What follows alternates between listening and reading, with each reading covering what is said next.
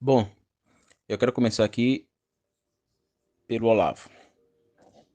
3 premissas. Primeira premissa, Olavo disse: só o conhecimento individual é capaz de conhecimento. Eu interpreto aqui a consciência que reage e só é capaz de conhecer se partir da premissa da ação. Por isso que eu falo, filosofar é ação, é reação. A minha reação autônoma, que é relativa, não é absoluta, só pode ser capaz do conhecimento, de conhecimento, se entender a ação de submissão, onde eu me submeto à realidade. De onde eu tirei isso? Aristóteles, no livro Categorias, ele diz o seguinte: não existindo o conhecível, não existe o conhecimento, pois não existirá conhecimento de nada.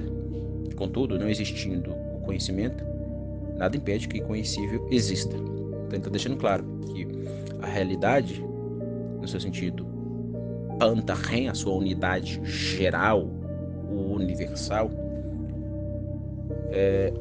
não depende do meu ratio. Muito pelo contrário. É eu que dependo. É o filósofo, é o cientista, é o homem ordinário que depende da realidade. Porque a realidade é superior ao eu.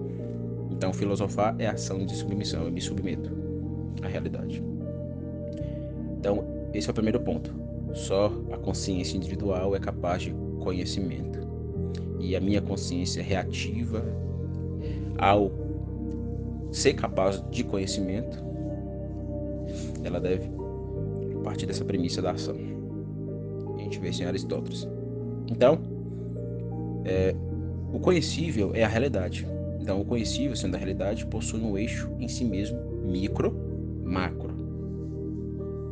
No meu livro, eu digo o seguinte: a realidade possui 2 níveis. O micro, que é o ser sujeito, que o ser sujeito conhece. E o macro, que é a realidade desconhecida, pois me foge conscientemente. Micro é o que me aparece, macro é o que nos escapa universalmente. Impossível trabalhar patentemente o universal na nossa consciência. Vou repetir. É impossível trabalhar patentemente o universal na nossa consciência. A gente tem que ir à metafísica. Para querer trabalhar a universal na consciência, a gente tem que ir à metafísica, precisa da metafísica para trabalhar o universal na nossa consciência. Isso é importantíssimo. Então, essas 3 premissas é importantíssimo, porque aqui a gente vai trabalhar agora aquele que o Olavo trabalhava no círculo de latência.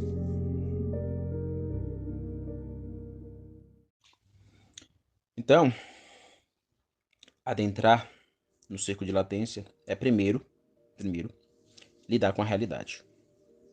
E lidar com a realidade é perceber pela consciência agnoiologal, isto é, na primeira, que eu vou usar o conceito do Olavo, na primeira intuitiva, as latências da realidade, no seu sentido micro. E quando a gente olha para as latências da realidade no seu sentido micro, eu estou singularizando a realidade que se patenteia-se aí, enquanto tripartição do ser. Então, as latências da realidade micro está diante de mim, enquanto lei de proporcionalidade intrínseca ou estrutura de individualidade. Olavo disse que a percepção de qualquer ser é instantaneamente a percepção de seu círculo de latência. Mas para haver a latência tem que haver a patência. Para usar as categorias da filosofia quadrante, tem que haver terecimento. Porque terecionar a realidade é se relacionar com ela. É a coisa se apresentando enquanto ser aí.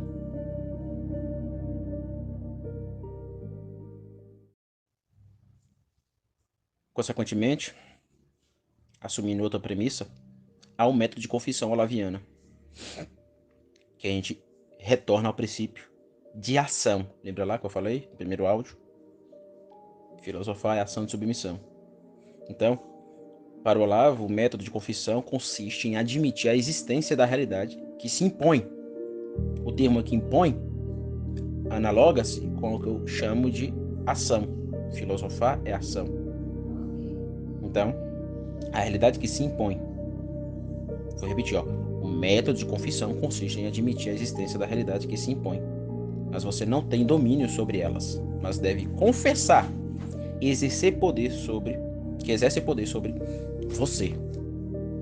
Então, por isso que eu trabalhei primeiro a ideia de ação-reação.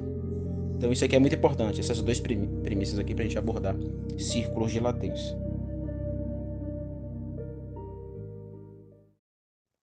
Então, aqui surge a pergunta: o que é um círculo de latência? Primeiro, são redes relacionais possíveis no ser.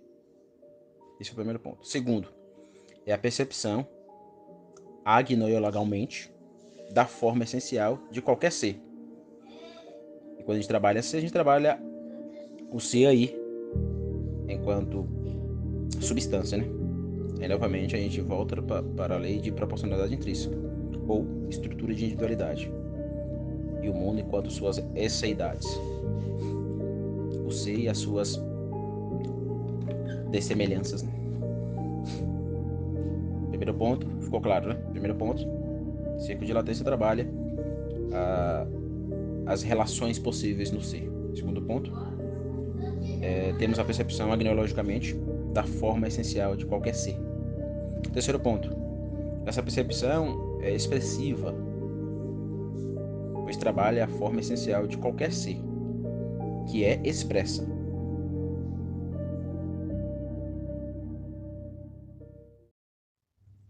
Então veja o que o Olavo ele disse, que é muito importante para a gente ter a compreensão do círculo de latência e a presença.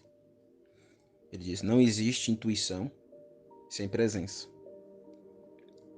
Daí que o objeto pode estar presente de três maneiras: no mundo externo, no mundo interno, ou intencionalmente, ou seja, está presente a inteligência, e precisa outro sim para que o objeto se torne presente. Haver, num caso, sentidos externos, no outro, sentidos externos sim. E último, a imaginação e o raciocínio.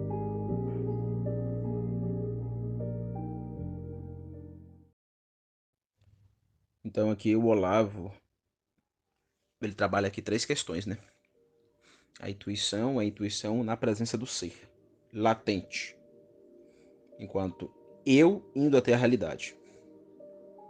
Aqui eu vou trabalhar aquilo que eu chamo de possuição ontológica no horizontalismo e descobrimento. É o indo. Consequentemente, há um indo, há um vindo. Segundo ponto, presença é presença no mundo externo e interno intelectivamente. Mundo externo e interno intelectivamente. Terceiro ponto, presença é presença entre eu interno e realidade externa, onde o eu possui uma imaginação e o raciocínio. Ou seja, no ir à realidade, eu vou usando o quê? Eu vou usando o meu mundo interno, consequentemente uso minha imaginação e meu raciocínio. Aí a gente volta lá para a ação-reação. E o mundo externo é o mundo que vem ao eu. É o mundo que se impõe ao eu. Porque é um mundo que não possui apenas a patência micro, possui a universalidade, o macro que me foge. Por isso que eu estou conectando aqui e dando uma certa sequência para a gente poder trabalhar para não se perder.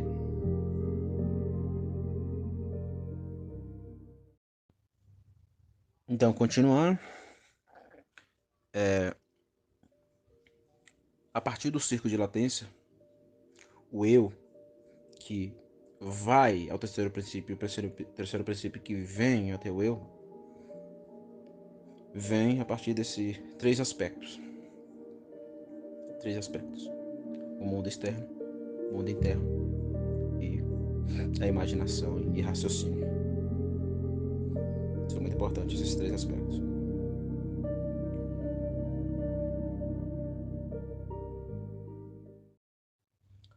Agora vamos usar aqui um exemplo.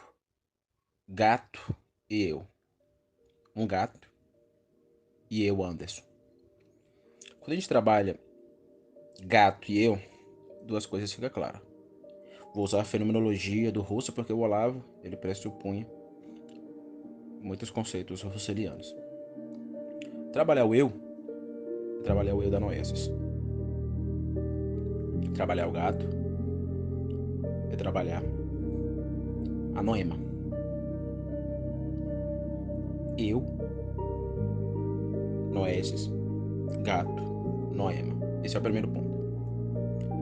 Eu, ou seja, a noesis, é o visar.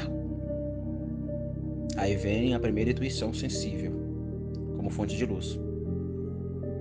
Para eu perceber, o meu eu perceber o gato, eu tive que intuir o sensível por meio da fonte de luz. Ou seja, a noesis, ou seja, o eu, só pode visar o gato por meio da luz no olho. Ou seja, ao visar o gato, que é a noema, eu vejo o patente imediato. E o latente não está imediato, como o patente aqui agora. Vou explicar isso. Repetindo, dois conceitos muito importantes. São conceitos da fenomenologia do Russell. Noesis e noema. Noema é o gato, noesis é o eu. Então, é o quadrante. Segundo princípio, eu. Terceiro princípio, realidade. Então, ao ir até o gato e ver que ele é patente aqui agora, eu vou perceber algumas questões. Primeira questão, o patente imediato. O gato está miando aqui agora. O gato está ronronando aqui agora. O gato está me zunhando aqui agora. O gato está escalando a parede aqui agora. O gato está caminhando. O gato está comendo agora. O gato está dormindo agora. O gato acabou de acordar agora. Isso assume patência no presente. Então, patente é o que está acontecendo no momento. Então, eu vejo o gato miar. Eu vejo o gato comer. Porém, o gato não é só aquilo que está patente. Existe todo latente. Isso que eu falei aqui, o patente imediato, coaduna com o conhecimento por presença. Porque o senso de presença trabalha a percepção. E trabalhar a percepção é trabalhar justamente o mundo interno, o mundo externo, minha imaginação e raciocínio. Só que para isso eu preciso da fonte de luz na coisa e no meu olho. Então a fonte de luz é muito importante. Então ficou claro isso aqui, né? A patência no ser do gato possui uma dimensão intrínseca, emergentemente e extrínseca. Então eu posso trabalhar coisas que tem no gato, que são acidentes, coisas que tem no gato, que são da essência do gato, que pode assumir aqui agora a patência na minha vivencialidade. A gente quadra com a quineuriologia, né? Lembrar da quineuriologia? A minha vivência aqui agora? Pois é. Então não... E aqui eu estou interpretando. Não tem como trabalhar a latência sem patência. É o que o Olavo vai chamar de conhecimento por presença. Só que a latência que reverbera em possibilidades do gato. Lembra que eu falei? Patente, imediato. Latente, não imediato. Então eu percebo latentemente, por assumir e perceber o gato como ser intermediário, que esse gato ele não pode voar. Isso está latente no gato. Não está patente, está latente. Então eu vou usando a minha imaginação e meu raciocínio, coadunando o mundo interno com o mundo externo, e intuindo as várias latências no gato, seja as latências intrínsecas, ontologicamente, ou extrínsecas, acidentoriamente. Por exemplo, existe a latência do gato ser atropelado por um carro. Existe a latência, a possibilidade, futuristicamente falando, de eu pegar esse gato e dar um banho. Existe a latência do gato amanhã ser molhado pela chuva. Existe a latência do gato ser mordido pelo cachorro. Existe a latência do gato passar por várias paixões. Aquele que sofre. Paixão, né? Categoria aristotélica. Então, não sei se ficou claro. Ficou claro? Trabalhar a latência é trabalhar o passado do gato, que a gente não tem acesso, o futuro do gato, e perceber isso acontecendo aqui agora, patentemente. Então, conclusão é uma. Não tem como perceber círculos de latência sem conhecimento por presença.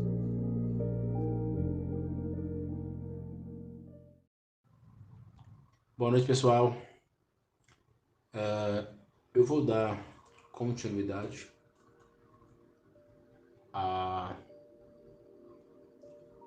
às minhas impressões. Ontem eu trabalhei um pouco daquilo que eu estudei sobre a teoria do círculo de latência do Olavo. Agora eu quero abordar a teoria da assistência ferreriana. Antes de mais nada, eu queria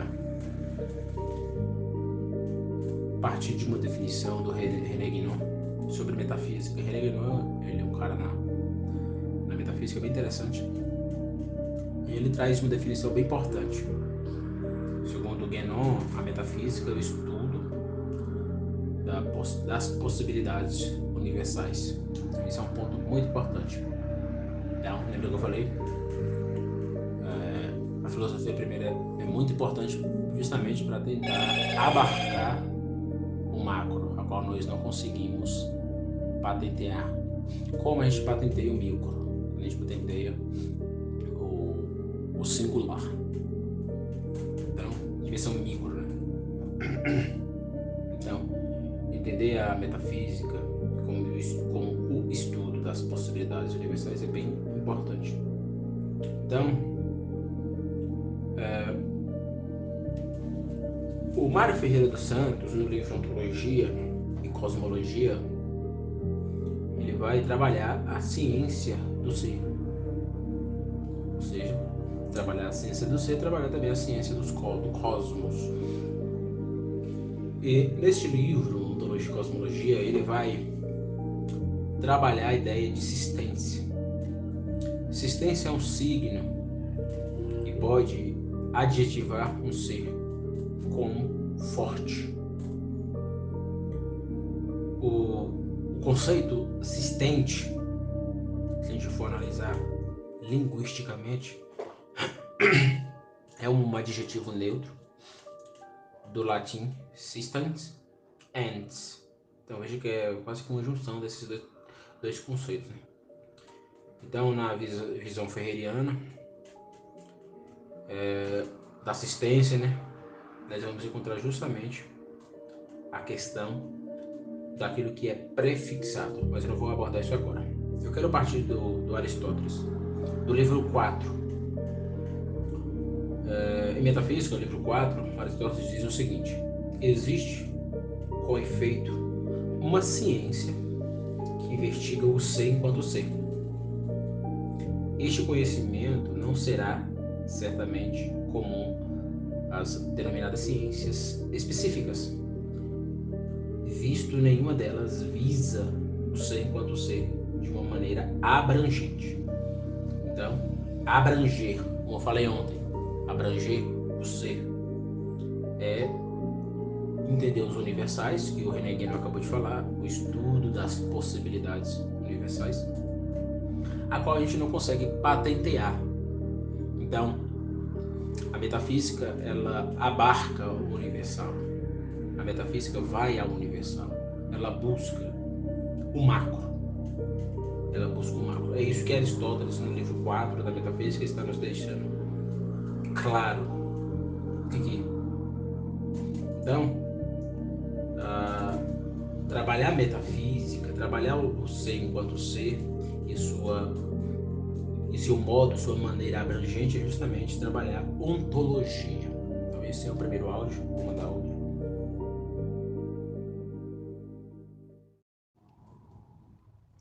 Então, continuando, ontologia. O que é ontologia? Segundo Aristóteles, ontologia é a ciência geral do ser. Do grego ontor, ser, do verbo enai, ser. Tem também o logon, tratado, palavra, estudo. A gente vai ver os verbos logoi e logos. Então, o filósofo, ao lidar com o proter, ou a prima filosofia, procura, como afirma Aristóteles, né, os primeiros princípios e as causas mais elevadas. Ou seja, Aristóteles olha para o fato e sobe a escada de Jacó. Então, isso é bem importante. Então, essas definições aristotélicas eu acho bem importante e bem preeminente para a gente poder pensar a assistência. Porque o Mário disse que a ontologia toma o ser concretamente. Esse é o primeiro ponto. Para a gente adentrar na teoria da assistência, a gente tem que entender isso. Primeiro ponto, ontologia toma o ser concretamente. Segundo ponto, ontologia penetra a intimidade do ser. Logo, o ser é o objeto da ontologia. Então, é por isso que o Mário Ferreira dos Santos disse que o objeto material da ontologia é o ser e seus diversos aspectos e modalidades. Modalidades que não é esgotável por nenhum filósofo. Então, a gente trabalhou com o Rickson as modalidades de um objeto. Por isso que eu falei, isso é da ontologia, isso é da metafísica. Então, ficou claro, né? Primeiro ponto, partindo do Mário, ontologia toma o ser concretamente. Depois, ontologia penetra a intimidade do ser, logo o ser é objeto da ontologia. E terceiro ponto, esse ser que a ontologia a toma e a penetra é conhecido por meio de uma gnosiologia. Então isso é muito importante. Então, o Olavo, ele tentava não separar ontologia e gnosiologia. Então, quando o Olavo trabalhava, por exemplo, com a teoria do conhecimento por presença, a teoria da intuição, presença do ser, né? Ele estava pressupondo justamente uma ontognosiologia. Isso não é algo novo. Por exemplo, eu acredito que isso está mais profundo no Mário, a ideia de ontognosologia, de fundir a gnosiologia com a ontologia. Por que eu estou dizendo isso? Porque no quadrante não tem como separar o eu da realidade e a realidade do eu. A gente não pode separar isso. Por isso que a gente tem que, por exemplo, que estudar a fenomenologia e ver alguns pressupostos tão importantes no pensamento do Russell. E provavelmente eu vou pegar aqui o livro dele sobre psicologia fenomenológica e fenomenologia transcendental, os textos selecionados, né? E vou tentar ver alguns pontos aqui importantes, se couber, né? Então, esse ponto da gnosologia é bem importante, bem importante. Então, esse é o segundo áudio, esclarecendo algumas premissas para a gente poder avançar. Portanto, já entrando agora na teoria da assistência do Mário, o Mário, no livro Ontologia e Cosmologia, ao lidar com o ser, ele vai trabalhar a heterogeneidade de todos os modos de ser e o apontar constante, onde ele trabalha a ideia do símbolo uno significativo do ser. esse símbolo unissignificativo do ser, é transcendentalmente imutável. Esse transcendentalmente imutável é o ser do que é. Então, tem um capítulo onde ele aborda essa ideia, a ideia do ser em esquemas de nossa época, onde ele vai trabalhar o conceito de existência. Olha o que ele diz, ó. A palavra existência, por exemplo, em latim, existentia, nos revela o prefixo ex ao lado do termo existentia. Esse termo, que vem do grego istemi, significa estar em pé, estar parado. Então, aqui a gente tem que já começar a clarificar o que é existência. Estar parado, estar de pé. Continuando, olha o que o Mário vai dizer. Continuando, né? O que muda é a prefixação, não prefixado. E embora ali aconteça a prefixação, permanece o que é existência. Então, a permanência daquilo que permanece de pé, onde o Mário vai usar aqui o conceito parado, é bem importante, porque a existência não muda, apesar das prefixações acontecer no prefixado. Ele continua: desta forma, nos é possível dar ao conceito de existência o de ser enquanto ser. Então, o Mário puxa o conceito de existência. Por isso que eu falei do Aristóteles nesses áudios aí, para justamente a gente conectar. Vamos voltar para Aristóteles? O que Aristóteles diz no livro 4 da Metafísica? Existe, com efeito, uma ciência que investiga o ser enquanto ser. O ser enquanto ser, de maneira o quê? De maneira abrangente. Então, a abrangência do ser enquanto ser, segundo o Mário, reverbera naquilo que está de pé e parado sistentemente. Ou seja, trabalhar o conceito de existência é trabalhar o conceito de ser enquanto ser na sua concretude completa. Então, aqui fica claro a prefixação da existência com um valor ontológico seguro e apodítico. Então, veja o que o Mário diz, ó.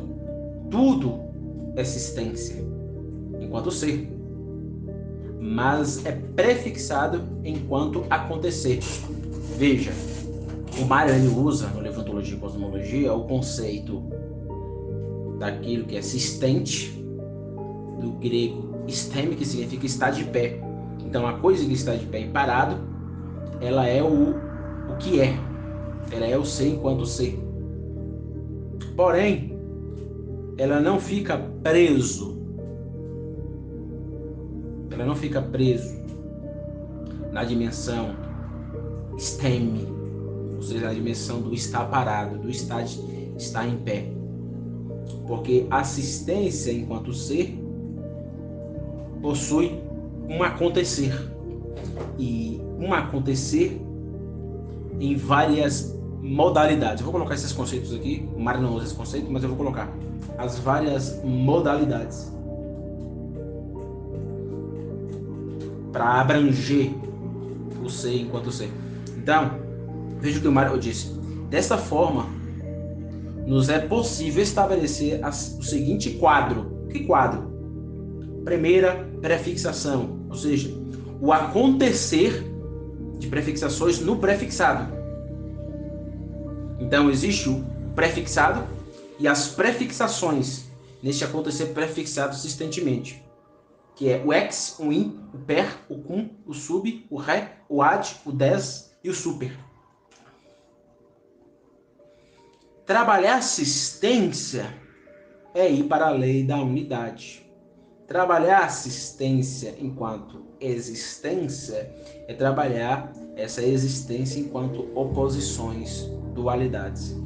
Trabalhar assistência enquanto insistência é ver a insistência relacional, até chegar na lei do 10, a supersistência, né?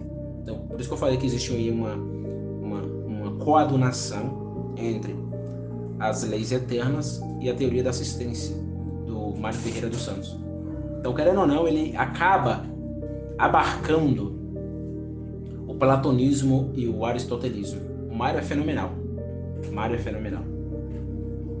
Mário conseguiu isso. Poucos conseguiram isso. Poucos. Há filósofos árabes que tentaram fazer isso. E o Mário fez isso. Ele consegue ser platônico e aristotélico. Então isso é bem profundo. Bem profundo.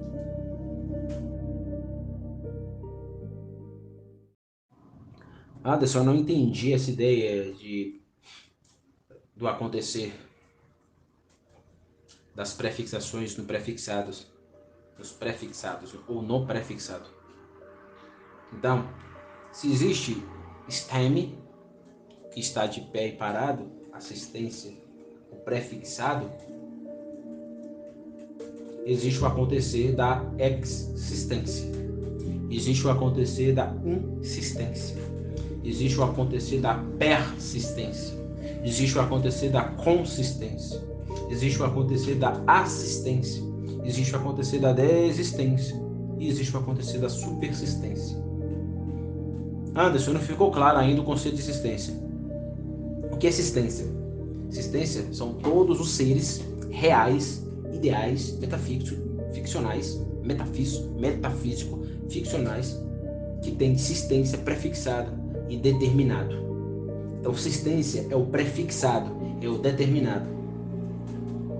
Então, a aplicação da prefixação da existência permite reconhecer uma dualidade. O terceiro princípio existencial.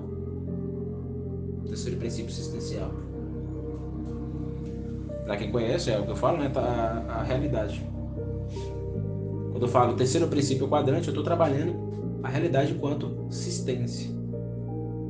Quando eu uso o conceito em latim, extramentibus ou extramens, é justamente isso. A existência que se levanta. A realidade, o fato que se levanta. E eu unifico, busco a unidade do posserem e o irem e do antirem. Não só descensional, mas ascensional. É unir o ascensional com o descensional. Então isso é muito importante. Veja o que o Mário disse. Ó. A prefixação é da aptidão da assistência. Foi o que eu falei, né? Se temos assistência, temos o acontecer dessa assistência, que são os prefixos. Então, assistência é o que tem aptidão à prefixação. O ser determinado, prefixado, é a assistência que recebeu um prefixo. Então, assistência que recebe um prefixo, ex, e a gente tem o conceito existência. Assistência que recebeu o prefixo gerando o conceito insistência, persistência, consistência, assistência, desistência, subsistência ou supersistência, que analoga com a lei do 10, a unidade transcendental. É aqui que entra a minha metafísica da ideia de que existe o remate onto trinitatis, que eu falei nos meus primeiros áudios ontem. Então, ficou claro? Ficou claro?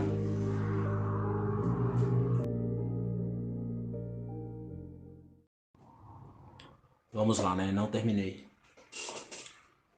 Continuando, seria impossível não trabalhar esse conceito da assistência indo para o nosso grande filósofo, Doutor Angélico, São Tomás de Aquino. Conceito de coisa,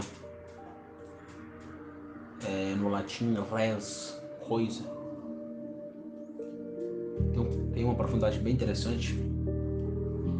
E eu quero pressupor aqui esse conceito de ente, coisa, res, a partir do Aquino. São Tomás de Aquino, ele diz que o ente é o que tem a essência real. Vou repetir novamente.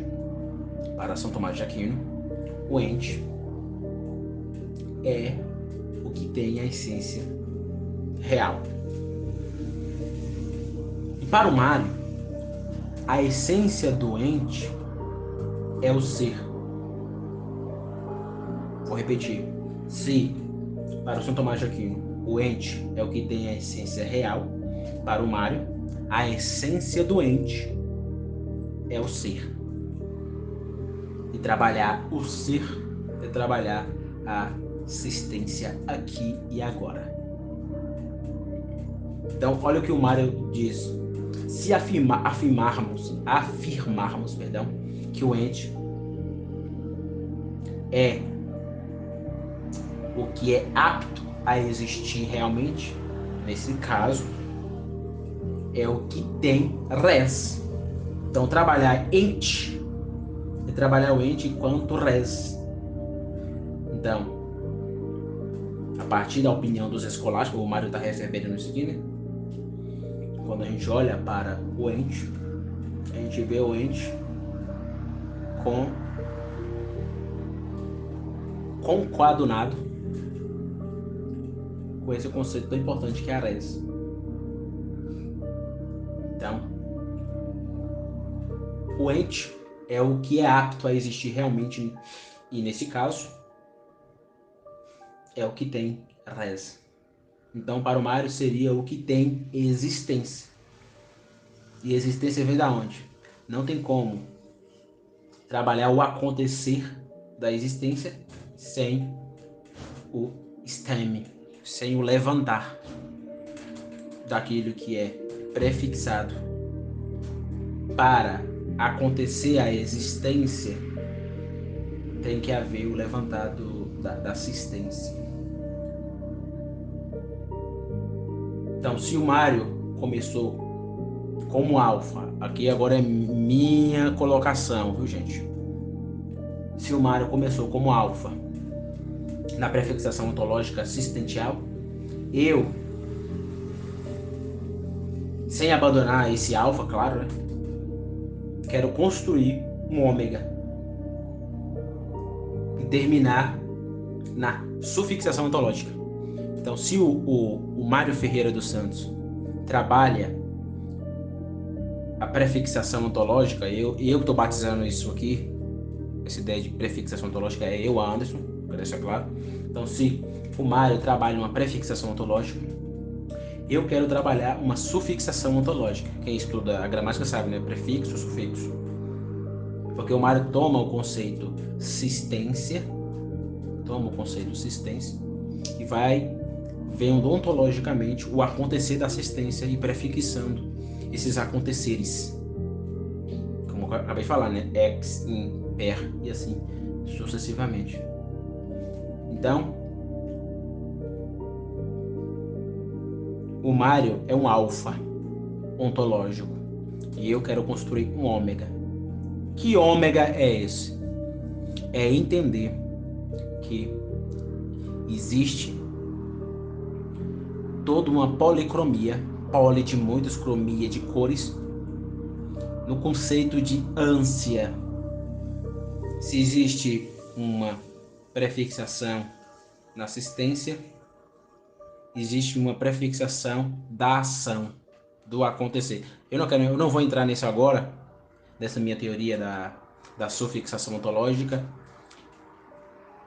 mas entender o Mário aqui e o Olavo é um ponto de partida muito importante. Por quê?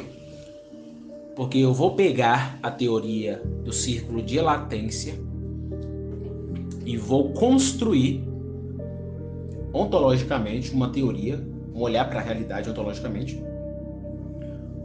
uma sufixação ontológica pressupondo aquilo que o Olavo de Carvalho trabalhava na sua teoria do círculo de latência. Okay?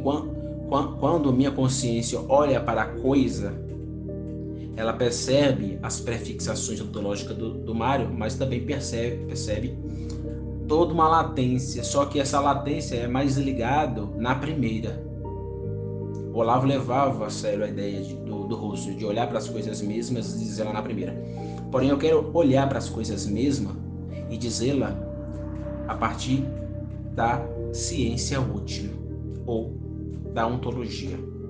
Então, eu quero construir uma teoria da ânsia, eu vou explicar posteriormente o que é isso, que é uma sufixação, já pressupondo a prefixação. Eu não estou abandonando o Mário, eu estou pressupondo. Por isso que eu uso a simbologia do alfabeto grego do alfa e ômega. Não tem como chegar no ômega sem o alfa. Então, para mim chegar no alfa, eu preciso pressupor o ômega. Então, já pressupondo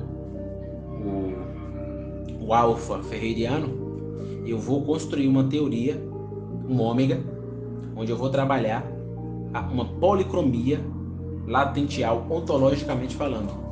Então veja que eu estou pensando aqui o Olavo, estou partindo do Olavo e pensando essa teoria a partir de uma perspectiva metafísica.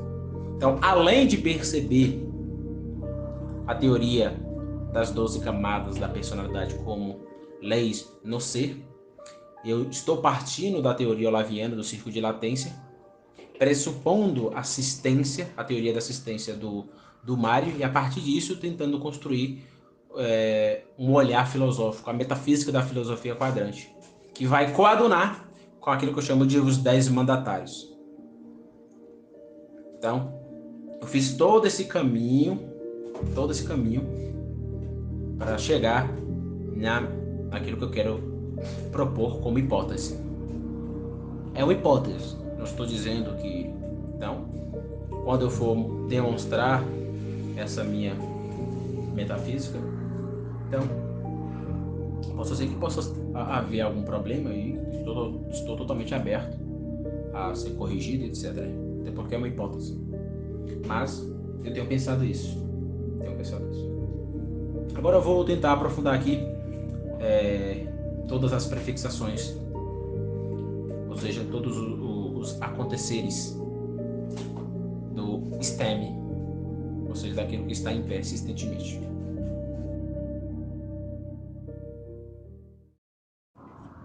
Então vamos lá. Sistência. Sistência é o que, Anderson? Sistência é o prefixado, determinado.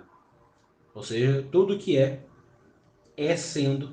E esse sendo é sendo no tempo cósmico, nas possibilidades latentes daquele é. E veja quando eu uso o conceito aqui. Nas possibilidades latentes daquilo que é, já estou pressupondo o ômega. A minha teoria policromática, que pressupõe a teoria do círculo de latência do Olavo. Então, essas possibilidades latentes possuem uma numeração que inicia-se na assistência. Portanto, as possibilidades latentes são um emaranhado de sucessões no ser aí. Esse ser aí que é aqui e agora. Portanto, o é estático e imutável. Lembra de Parmênides? E o sendo é transitivo, mutável. Lembra de Heráclito? Pois é. Então, depois de falar, ou melhor, depois de entrar, né, na teoria da assistência, a gente pode compreender o que eu quero construir metafisicamente. Porém, compreender a teoria do círculo de latência, a teoria da assistência, pressupondo que já foi construído no campo metafísico, em especial Aristóteles, Platão, é muito importante. Muito importante. Mas que isso fique claro. Eu vou ser bem sucinto aqui, resumido, para ficar claro a teoria da assistência. Assistência é o prefixado. Esse prefixado recebe um acontecer, ontologicamente. Então, a teoria da assistência é uma teoria totalizante. É uma teoria das prefixações ontológicas. Então, quais são? Essa é a pergunta primordial. Quais são as prefixações ontológicas do acontecer? No que é sendo? Lembra que eu usei lá na quinariologia o conceito heideggeriano do alemão, né, da Sein, só Sein, justamente aquilo ali também reverbera na coisa extramentis. Então, uma primeira prefixação é o ex. O que seria a existência? A existência é assistência fora em si mesmo. Ou seja, existência é forma fora. E essa forma fora aparente, perceptível, presente, substancialmente.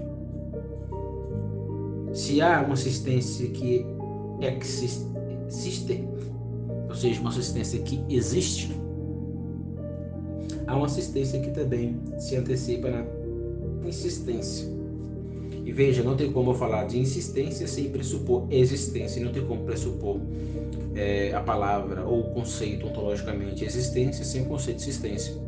Eu só posso falar existência porque existe uma insistência. Eu só posso falar insistência porque existe o conceito de existência. E o que seria aqui, de modo tripartítico?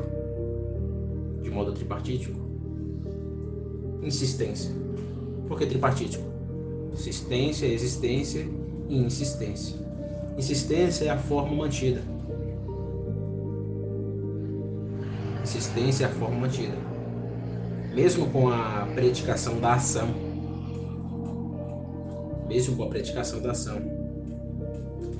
Então, eu vou ficar preso apenas nisso aqui. Há um enriquecer do conceito insistência. Se assistência é prefixal determinada e existência é assistência que assume forma fora, insistência é a forma mantida. O que seria persistência? Veja, para mim pressupor persistência eu preciso retricipatoriamente, vou voltar para trás, eu preciso pressupor a insistência e assim sucessivamente. A insistência pressupondo a existência até chegar na existência.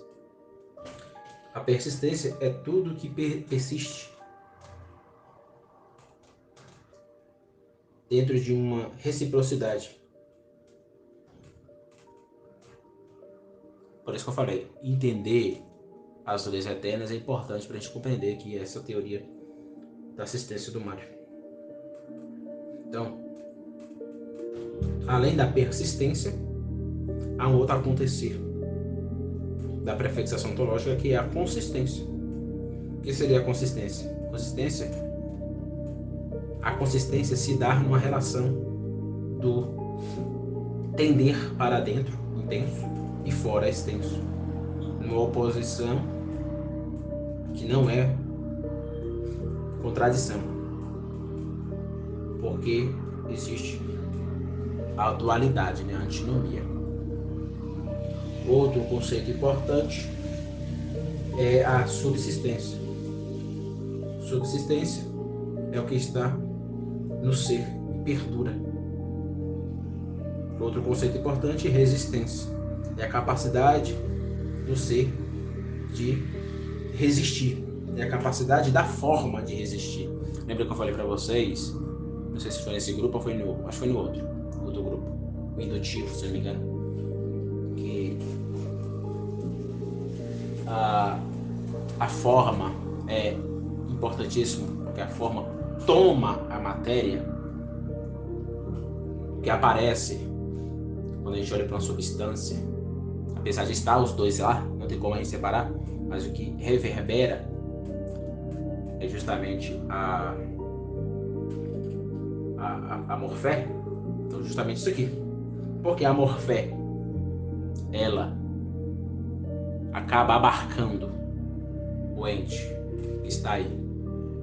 Porque ontologicamente a morfé resiste. Então, resistência é a capacidade da forma de resistir. A desistência ou assistência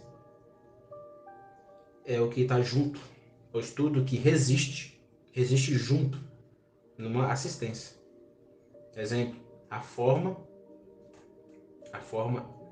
assistencial da matéria e vice-versa. A forma assistencial da matéria sobre a forma.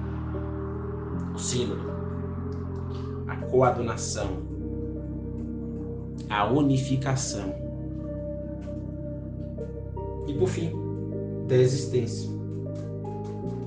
É quando a influência externa ou interna modifica a forma e perde o que é. Lembra do conceito ato e potência? Pois é. E por fim, a subsistência é a forma superior. Essa forma superior seria os anjos, a alma, os demônios, Deus. Por isso que eu falei, tudo inicia no um primordial, e eu não vou entrar nesse tema aqui, e tudo termina no um primordial. De modo cristão, tudo começa na Trindade e tudo termina na Trindade. Então é isso.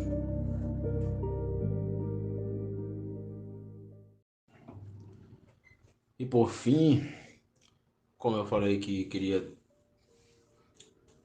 falar uma teoria que tirei do Zubiri, que é justamente aquilo que eu chamo de quadrilátero retributivo justicial. Eu vou explicar o que é isso. Pressupondo a teoria do círculo de latência que Olavo expôs, pressupondo a metafísica a partir do Aristóteles, a partir do São Tomás de Aquino, dos Scott, claro, e pressupondo o que eu falei sobre teoria da assistência do Mário, que é uma teoria bela. Ele se coloca aqui dentro dos grandes, entre os filósofos medievais, né? Eu quero voltar para a substância. Vejam, a teoria que eu chamei de sufixação ontológica, que parte do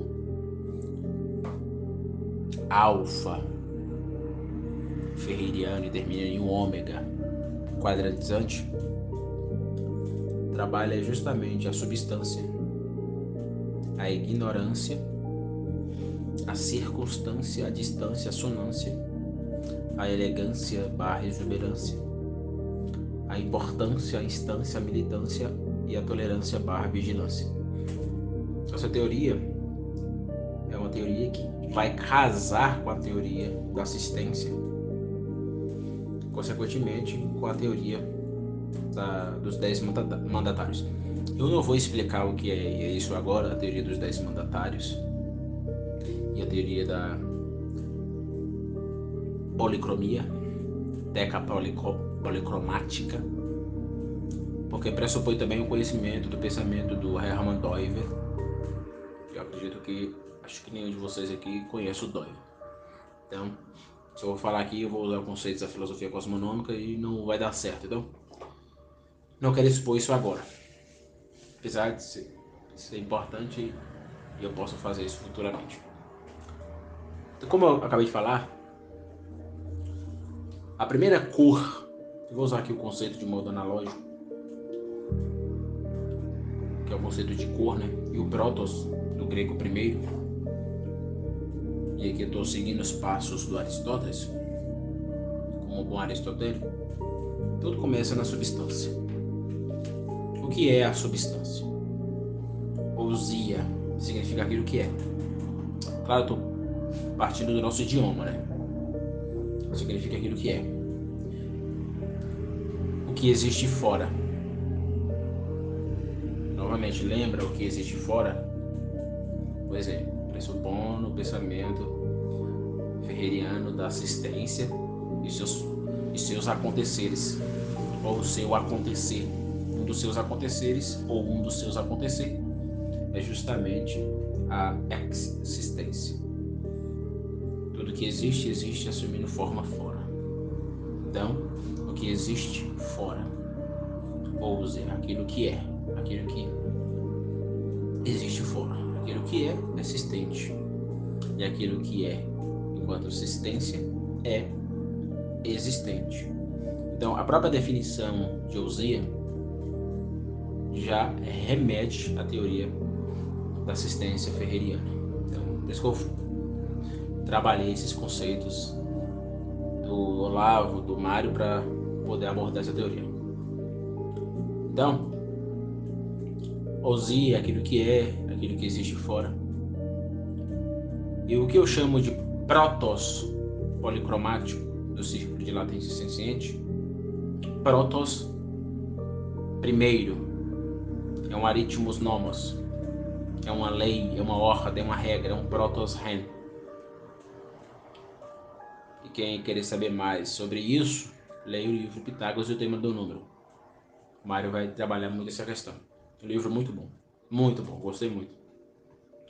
Então, substância, olhar para a substância, né, é perceber seu círculo de latência, agnoiologicamente falando, dentro da sua dimensão ôntica, êntica, e trabalhar o ôntico e o ente, e trabalhar 3 aspectos. O primeiro aspecto, ser enquanto princípio eidético ou ontológico. E se eu estou trabalhando ser enquanto princípio eidético ou ontológico, eu preciso retomar a primeira. E a primeira trabalha a estrutura ôntica, a estrutura ente. Ôntico diz respeito aos entes em sua própria existência. Ente é o que diz respeito ao existir, existente. Existir vem de existência. Então, ente diz respeito ao que existe, o que é a res, é a coisa, é o ôntico, o objetal. Claro que vai ter uma tautologia, né? Isso aí não tem como. Existe uma tautologia quando a gente trabalha ôntico e ente. É uma tautologia, é uma redundância. E há um livrinho do Martin Heidegger que ele traz uma definição que eu acho proeminente a partir da dualidade Parmênides e Heráclito. Vou explicar, eu vou ler aqui e vou explicar o porquê disso. O Heidegger, ele disse: a filosofia é uma espécie de competência capaz de perscrutar o ente, a saber, sob o ponto de vista do que ele é enquanto é ente. Veja que o Heidegger ele vai usar aqui 2 princípios. Então, para o Heidegger, a filosofia possui um princípio procurativo e caminhativo. Procurativo vem do signo caminhar. Procurativo vem do signo, ou melhor dizendo, né? Procurativo vem do signo, procurar. Caminhativo vem do signo caminhar. Procurar, caminhar. Anderson, o que isso significa? Procurar o ente ôntico, que eu acabei de falar, né? É procurar na primeira. Agora, e ao ser, enquanto estrutura idética ou ontológica, é estar a caminho. Eu procuro o ôntico ente, procurando caminhar sobre o ser. Achar, porque procurar corrobora o achar extremamente o ôntico, o ente aí, é estar em busca do ser, é caminhar até o ser, e caminhar até o ser é buscar aquilo que Duns Scott chamava de a busca pelos transcendentais. Então isso é muito importante. O ôntico ente, como eu acabei de falar, é uma tautologia, mas o ser é o eidético, é o ontológico. E quando eu estou a caminho, procuro o ser na primeira, e estou a caminho do ser, estou buscando o ontológico, estou buscando o eidético, estou buscando as totalidades, estou buscando os transcendentais. Então isso é um ponto de partida. Então quando eu olho para a substância, eu tenho que pressupor ser, ôntico, ente. Então substância, a partir, por exemplo, de Avicena, trabalha um conceito importante, que eu já quero pensar outro conceito, que é cuidade. O que é a cuidade? Cuidade diz respeito à natureza do real. Vou repetir, cuidade diz respeito à natureza do real. Aqui, gente, entra o Zubiri. O Zubiri, no livro Natureza, História e Deus, em Inteligência e Realidade, ele trabalha ele vai lidar com a natureza do real. Então, o Zubiri vai defender o objeto formal como sendo realidade. O objeto formal é a realidade. Se a realidade se atualiza conscientemente, se atualiza também na inteligência, que entra o tema da gnoseologia. Então, alguns pontos devem ser colocados quando a gente trabalha essa ideia de objeto formal como sendo a realidade, né? Objeto formal e a realidade é realidade. E essa realidade que se atualiza conscientemente na inteligência gnoseológica. Então, primeiro ponto, entre o ontocoente agnoiológico e a ontologia, há a interposta, um termo interposto ou intermediário, eu uso esse conceito, que é a inteligência. Que inteligência? A inteligência captativa. Lembra do Mário? O Mário disse que existe uma tríade: ôntico, ontológico e lógico. Entre o ôntico e o ontológico existe o lógico. Quem é o lógico? Segundo o princípio quadrante, o eu. O eu que fura o quadrante vai até a realidade. E a realidade que fura o quadrante vai até o eu. O ir e o vir. Então isso é bem importante. Então essa inteligência, ela é interposta, ela é intermedial. Então a inteligência deve preservar, por exemplo, da imaginação. Aí entra o Olavo, com essa ideia de imaginação. Por quê? Porque para Olavo não tem como filosofar sem abrir o imaginário pela arte. Então esse é o segundo ponto. Terceiro ponto, a percepção do imaginário trabalha a questão linguística. O Wittgenstein, ele disse que os limites da minha linguagem são os limites da minha existência, do meu mundo, daquilo que o Ortega chamava de circunstância. Não sei se vocês conhecem um filósofo protestante, não é tão conhecido aqui no Brasil, mas eu gosto dele, que é o George Gusdorff. O George Gusdorff, ele disse que a palavra é a senha de entrada no mundo humano. Há outro filósofo também, vocês não vão conhecer, um filósofo protestante, Gordon Clark, fazendo uma crítica ao Dove, e eu concordo com essa crítica. Ele disse que é difícil ver a linguagem dependente da história, em vez da história depender da linguagem. Não é fácil imaginar, segundo ele, alguma coisa de importância histórica ocorrendo entre pessoas incapazes de falar alguma coisa, né? Ou algumas coisas uns aos outros. Ele está fazendo uma crítica ao Dove, porque o Dove primeiro diz que dentro da dimensão do ser sujeito, lembra da tripartição do ser ente, ser intermediário e ser sujeito. O ser sujeito é a primeira coisa que existe, além das leis naturais, quando ele trabalha leis culturais, é a dimensão histórica. Então primeiro vem a dimensão histórica, depois vem, por exemplo, a linguagem, o aspecto social, o aspecto litúrgico, o aspecto pístico e assim sucessivamente. Ele vai fazer uma crítica ao Dove dizendo que primeiro vem a linguagem. Eu concordo com ele, porque eu trabalho uma teoria chamada de teoria metalinguística, onde eu digo que tudo começa pela palavra. A divine mouth, para quem traduzindo é do inglês, divine mouth, boca divina. A palavra letracional, o texto sagrado bíblico. Palavra encarnacional, esse texto sagrado que reverbera a carne, Jesus Cristo, e essa carne tem uma dialética final, que é a simbólica do ventre, da cruz e do sepulcro. Aqui é a dialética final que nós devemos reverberar. E por fim, o querigma, que é a proclamação. Então existe uma metaproclamação. Metaproclamação trabalha justamente as proclamações agnoiológicas, as proclamações científicas, as proclamações filosóficas e assim por diante. Então existe essa metaproclamação, esse metaquerigma. É uma teoria bem interessante que trabalha a questão da linguagem. Então, quando eu uso a minha inteligência e uso a minha imaginação, eu tenho que usar a minha linguagem, que a gente pode coadunar essa teoria da metalinguística com os 4 discursos de Aristóteles. Mas eu não vou por esse caminho. Aqui já é outro ponto. Eu estou apenas pormenorizando esses 3 pontos, né, que eu acabei de falar aqui. Quando a gente trabalha o objeto formal e a realidade, que se atualiza sencientemente na inteligência, a gente vai encontrar essa tríade, né, que eu acabei de falar aqui. E uma delas é justamente a percepção da imaginação e a linguagem. Dito isso, Zubiri buscou aquele que ele chamava de reísmo. Que reísmo? Reísmo materiável. Esse reísmo é a realidade dando-se. E essa ideia de dar é justamente o primeiro princípio mandatário da filosofia quadrante.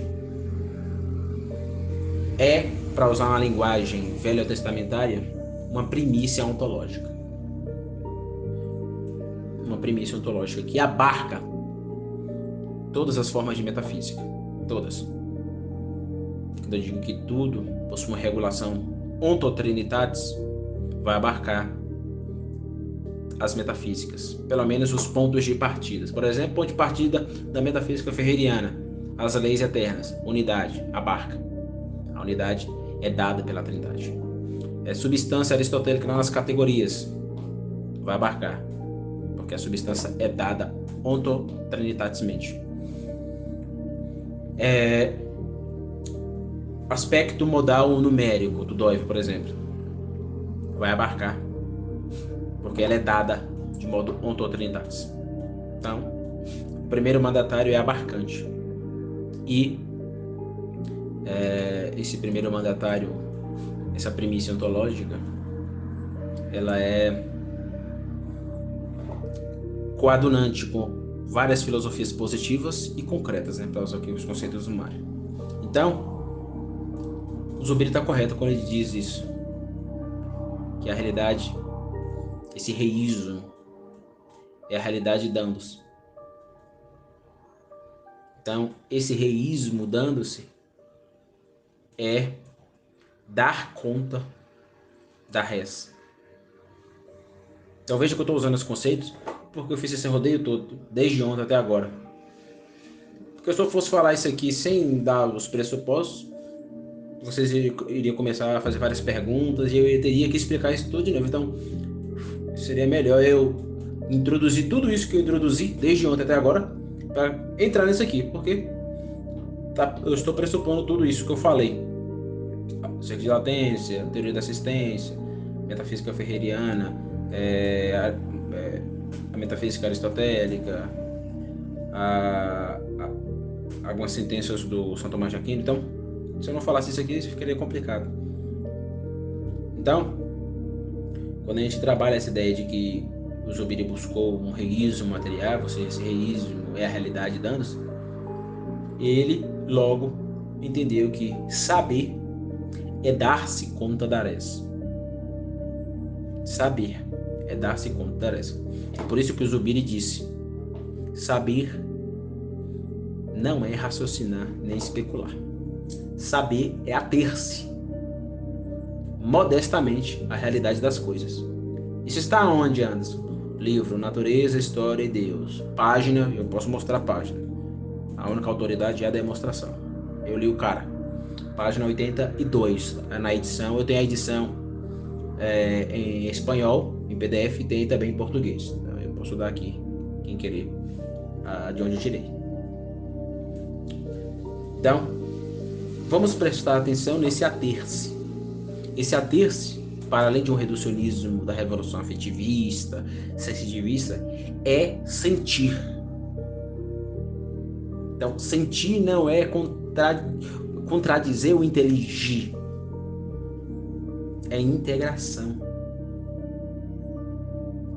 O Ictus, ele trabalhou, se não me engano, o conceito de integrar, e de fato é corretíssimo. Isso tem uma coordenação, não sei se ele leu o Zubiri, mas o Zubiri trabalhava muito isso. E é a partir da ideia de integração que eu vou construir um quadrante que eu batizei de quadrilátero retributivo justicial. Quadrilátero de 4, retributivo de retribuição, justicial de certeza. Esse quadrilátero retributivo justicial é, para usar os conceitos, ou o conceito do Zubiri, senciente. Então, o que é esse quadrilátero, Anderson?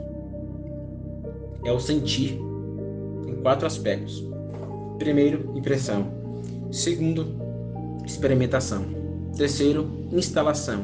Quarto, anti-ausentação. ou não ausentação. Como assim, Anderson?